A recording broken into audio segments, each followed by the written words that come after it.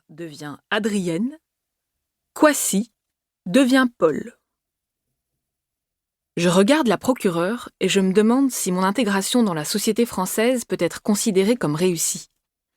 Je regarde la procureure et je me demande ce que ça peut lui faire que mon prénom fasse bifurquer sa langue d'une voyelle.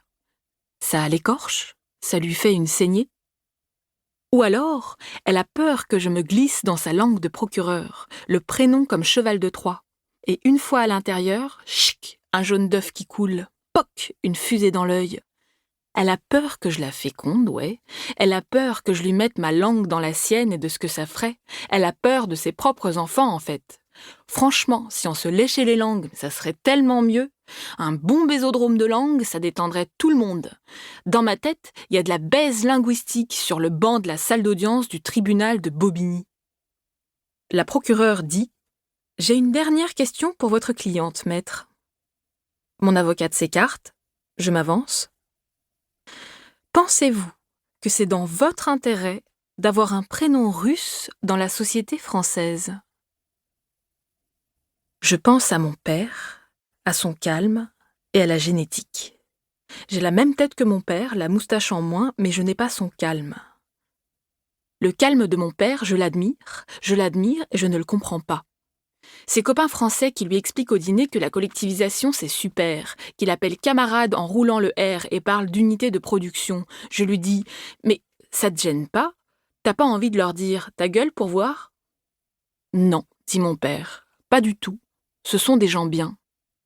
Je ne sais pas comment il fait, mon père. Ses potes et leurs fantasmes de kolkhoz, là, je ne sais pas comment il fait pour les supporter. Quand enfin les potes s'en vont, je lui demande « Mais comment tu fais ?» Il dit « Tu es maximaliste, ma fille. Il faut être plus tolérante. » Il a raison, mon père. Je ne suis pas tolérante. J'ai arrêté d'aller chez une copine qui a accroché sur son mur une image de Lissitsky. Battre les blancs avec le coin rouge. Celle avec le triangle rouge qui pénètre le rond blanc.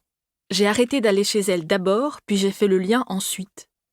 Il faudrait que je lui dise, peut-être, il faudrait que je lui dise à ma pote que mon pays en sang accroché sur son mur, ça me gêne. Ça me gêne sa petite affiche de propagande dans le salon. Ma guerre civile en toile de fond pendant qu'on bouffe des apéricubes, ça me dérange. Il y a très longtemps, on avait déjà parlé de la Révolution d'octobre. C'était parti en vrille. Non mais attends, t'as pas le monopole de la Révolution d'octobre, c'est un événement mondial, il est à tout le monde. Attends, t'as un problème avec la Révolution d'octobre ? T'aimes pas Avrora ou quoi ? Les gars, elle aime pas Avrora.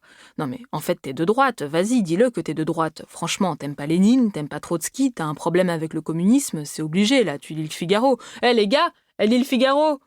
Ou alors t'es une Russe blanche et t'oses pas le dire. Ah mais c'est ça, t'es une Romanov en fait. C'est une Romanov. Vas-y, tu t'appelles Anastasia, en fait. T'es la fille du tsar et t'aimes pas la révolution parce qu'on t'a pris tes bijoux. On lui a pris ses bijoux, alors elle est pas contente. Non, mais il n'y a pas eu que des bonnes choses, mais ça n'a rien à voir, rien à voir. Faut pas jeter le bébé avec l'eau du bain, faut pas mélanger les torchons et les serviettes, les mouches et les côtelettes. Ça n'a rien à voir. Une poule, c'est pas un oiseau. Lénine, c'est pas Staline. Staline, c'est pas Trotsky. Bonjour les amalgames, bonjour, bonjour. La procureure répète sa question. Le problème avec la rage, chez moi, c'est que pour agir, c'est bien, mais pour parler, c'est horrible.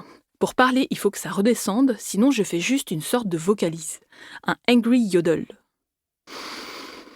Je me concentre sur ma respiration. Au conservatoire de théâtre, j'avais un prof de yoga qui s'appelait Gaourang.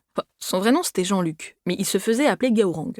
Et Gaourang, en cours de yoga, il nous disait toujours « Sentez l'air frais qui rentre dans les narines et l'air chaud qui ressort. » Je regarde la procureure, je pense à Gaourang, mais je sens pas d'air frais.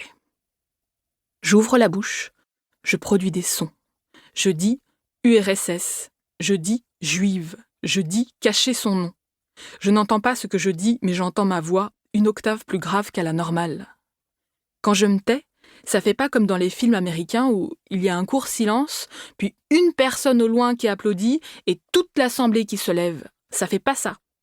Ça fait juste la procureure qui dit à la magistrate « Ah, c'est intéressant, on a bien fait de la convoquer en audience. » Puis elle dit « Mettez-moi ça par écrit, en témoignage, et joignez-le au dossier, maître. » Mon avocate lui propose de se prononcer tout de suite. Ne pas refaire un an de procédure, un autre renvoi, une autre audience. Non. Pour continuer à écouter ce livre audio gratuitement, cliquez sur le lien dans la description et vous pourrez l'écouter en entier sans frais grâce à l'essai de 30 jours d'Audible.